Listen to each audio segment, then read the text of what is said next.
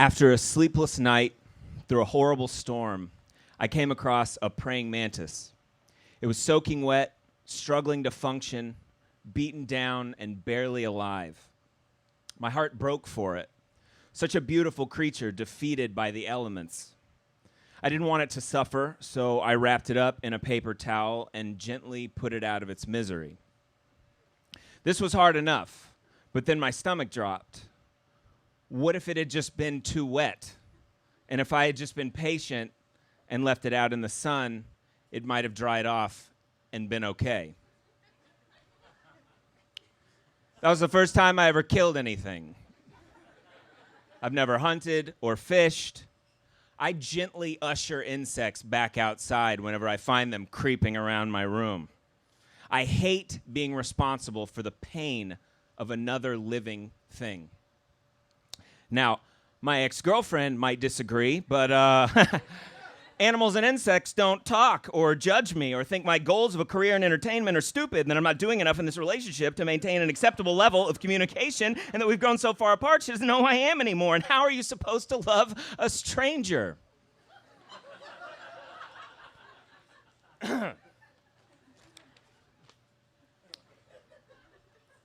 8 years. We had been together for 8 years. From my teens to my late 20s, all I'd known was her. We built a life together, you know? A house. Yeah. Yeah. A house, a dog, a future, you know? And then it ended. I was disoriented. More than the sadness, anxiety, and loneliness was disorientation.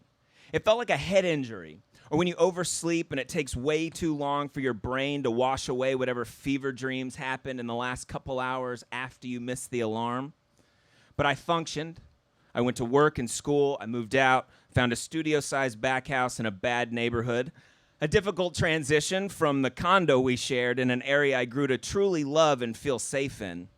It seemed like every day leading to the breakup, walking the dog through the parks, trails, and canyons around our place, I appreciated and needed it more and more.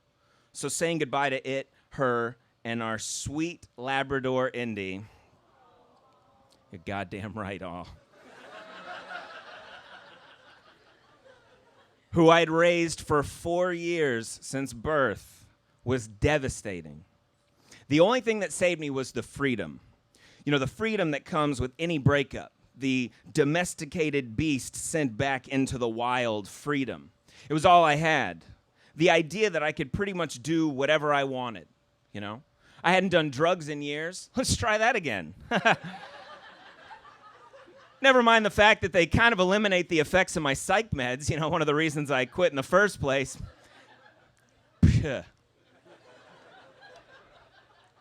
Yeah, I was way too hurt to care about how much worse it could get if I didn't. At one point, I was convinced there was mold. I became obsessed, smelling the walls, inviting weary visitors to do the same, constantly self-diagnosing symptoms of mold poisoning while simultaneously trying to figure out if mold poisoning was even a thing. I pestered the owners in the main house about it until they hired someone to come and do all these tests just to prove that it was, in fact, all in my head. So I was in this new place alone, slowly losing my mind, and I missed my dog. And then one morning, I woke up and noticed over in the corner was a lizard. Nay, a friend.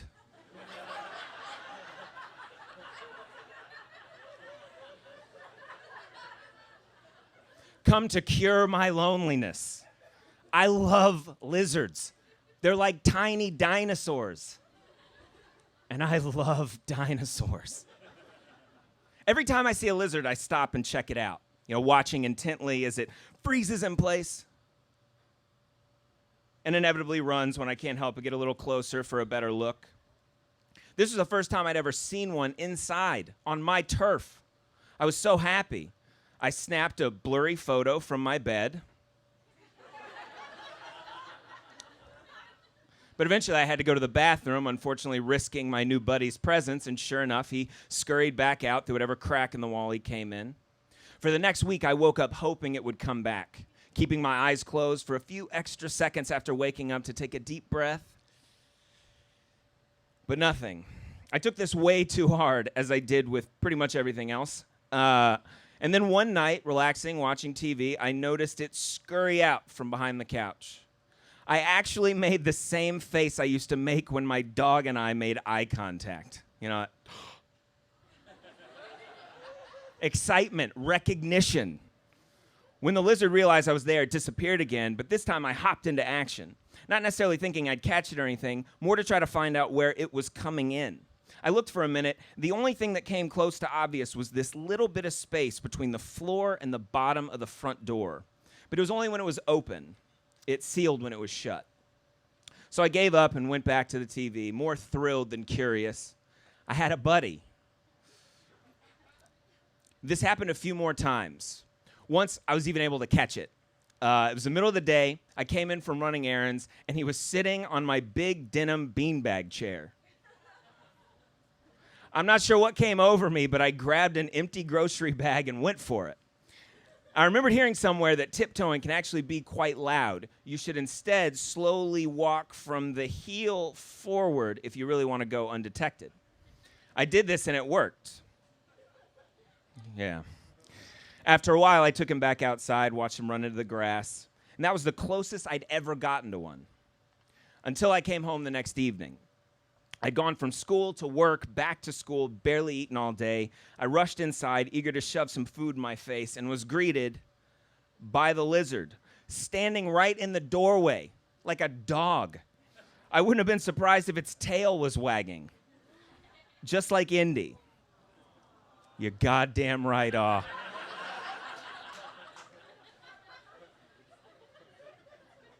No matter what kind of day I'd had or mistakes I'd made, to come home every night to that sweet dog and the most genuine greeting made everything okay. You know, pure acceptance. And you don't know what you've got until it's replaced by a lizard.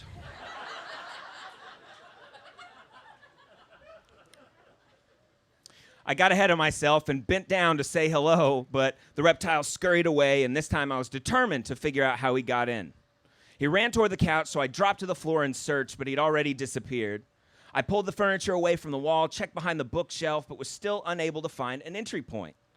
When I started feeling lightheaded from the hunger and the mania, I put everything back and closed the front door. Standing in my kitchen, that was also my living room, that was also my bedroom, that might as well have been my bathroom, microwaving a frozen gas station burrito, something snapped. Beyond coming home to that excited lab was also a loving girlfriend, a long hug, a warm, home-cooked meal, family. I think I'd been so disoriented the last few months because I was refusing to let myself feel the true weight of what I was going through. You know, denial, regret. What if I had just been more patient? But sometimes, during breakups, our minds trick us into only being able to remember the good things. And I hadn't really cried since I'd moved out. We had a couple rough, cathartic nights in the month I was there after we'd made the decision. I stayed because I needed to find a place, but it was good for us. We got to work through stuff and sort of adjust to the idea of going our separate ways before it actually happened. So when I finally left, I decided to do my best to keep it all in. And I had. But as I started to well up, the smell of beans and processed meat ripped me back into the kitchen. That was also my living room. That was also my bedroom. That might as well have been my bathroom. And I shook my head violently to steady myself. This was the closest I'd been to letting the seal break, and I wasn't going to start tonight. So I splashed some water on my face, went to air out the studio, but when I opened the front door, I stopped dead in my tracks. The lizard wasn't behind the couch or the shelf because it had been hiding under the front door in that little bit of space that I'd discovered. When I closed it earlier, the lizard was crushed. You're goddamn right. Bent at almost a 90-degree angle. I couldn't move. I didn't breathe. I just watched it struggle, twitch, its unexpressive eyes wide open and seemingly unaware of what the rest of the body was going through. Then the horror coursed through me, and I knew I couldn't just stand there. I remembered the mantis and desperately tried to think of what I could do to save the lizard. But nothing clicked, and I started to feel sick. I had to make sure there were no other options, but it's hard to think when you're watching something you love die. I started crying and didn't stop for the next hour or so. Yeah, the seal hath broken. I bent down to pick up my friend, knowing what I had to do, but couldn't help acknowledge the fact that I'd never touched one before. I knew that this mercy killing of sorts had to be respectful. It wasn't going to end with death.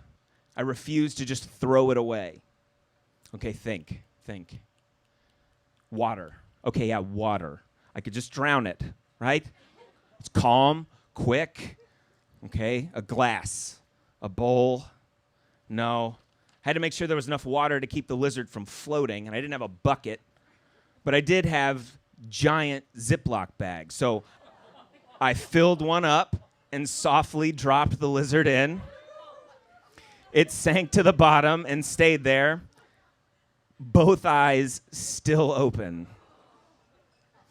Now, I couldn't possibly remember what was going through my head in this moment. It's like telling someone about a dream or a nightmare. You know, you can kind of describe the events, but like the thought process, you know? The only thing that stands out was wondering, in horror, if lizards could breathe underwater. I mean, it wasn't moving, but that might be because of the injury. But how long was this going to take? Was it suffering? Was I making it worse? I'm just panicking, holding the bag in one hand and shakily addressing these questions on my phone in the other.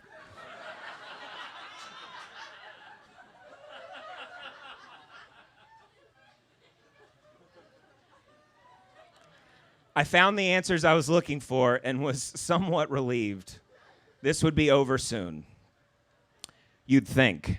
But once the lizard was dead, I'm sobbing even harder and trying to figure out where to bury it. I know. Keep in mind, I'd lost mine at this point. So, okay, backyard? Yeah, the backyard. Okay, yeah. But it wasn't even my backyard. I was just renting. I couldn't bury a dead lizard in the owner's garden. What if they, like, the people in the main house, what if they found it? Okay, so if I couldn't bury it here, and the next thing I know, I'm driving, bawling my eyes out with a drowned lizard and a sandwich bag on my passenger seat. Surely my ex-girlfriend would have stopped this, you know? Put her hands on my cheeks, kissed my forehead, told me it wasn't my fault. These things happen. Just relax, let it go. But she was gone, and I'm on my way to Mount Soledad, wondering if it's legal.